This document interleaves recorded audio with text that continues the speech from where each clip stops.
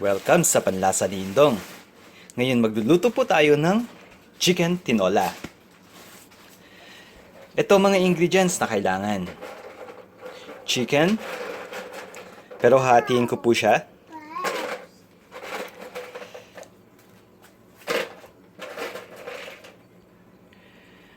Bitter melon leaves or dahon ng ampalaya. Papaya, make sure na green po siya at hindi po siya hinog. Yam leaves or dahon ng kamote. Nakita nyo po, dalawang klaseng gagamitin ko na dahon. Kasi po, mahilig po ako sa gulay kaya dadagdagan ko na lang po ng yam leaves. Siyempre, onion, ginger, garlic, salt, chicken cubes, fish sauce, and black pepper. Okay, next step. Papainit lang po tayo ng mantika. Kapag mainit na po yung mantika, ilagay na po natin yung ginger. Ayan, saka lang po natin ito halo-haloin.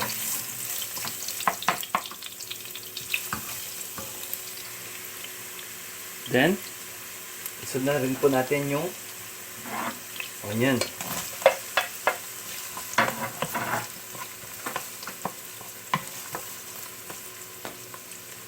At yung garlic.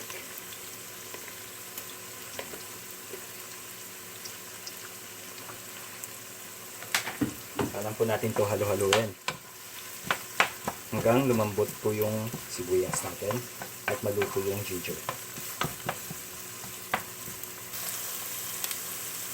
Okay, next step. Lalagay na po natin yung chicken.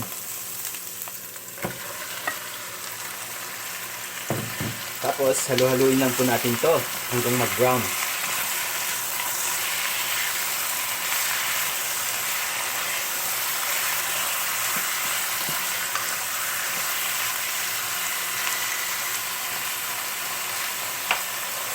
Pag nakikita nyo po, nag-brown na po siya ng konti, lagay na po natin yung patis para ho ma-absorb ng chicken yung patis.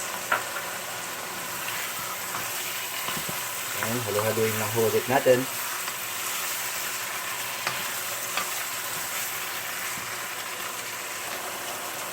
Okay, next step. Lagyan na po natin siya ng tubig.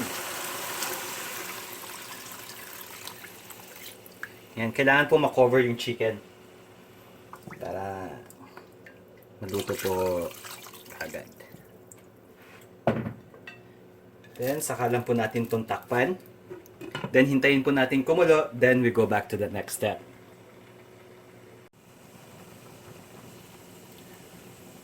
Okay, ngayon kumukulo na po siya. Ilagay na po natin yung mga iba pang ingredients. Ilagay na po natin yung chicken cubes. Black pepper.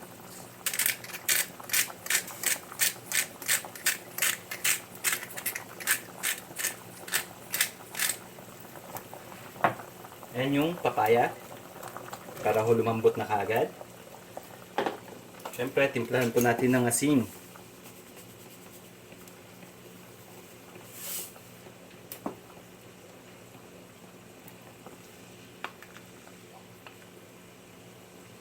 Then, hintayin lang po natin lumambot ng konti yung papaya.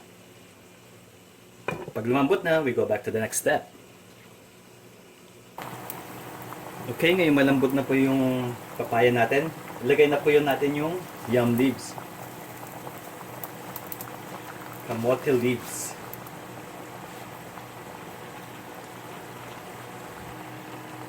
Next, isunod na po natin yung ampalaya leaves.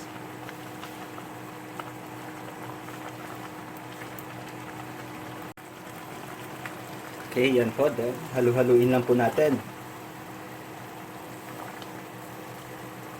Kapag naluto na po yung gulay natin, ready to serve na po ito.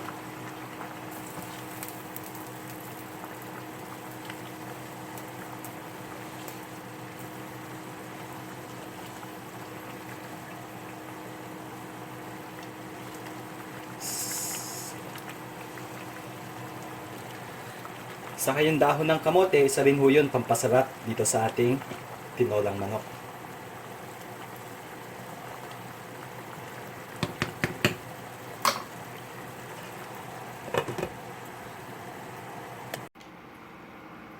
So, heto na po ang ating tinolang manok na may dahong kamote. Sa mga iba pang ingredients na gusto niyo pong malaman, pumunta lang po kayo sa Panlasa ni Indong. Maraming salamat po.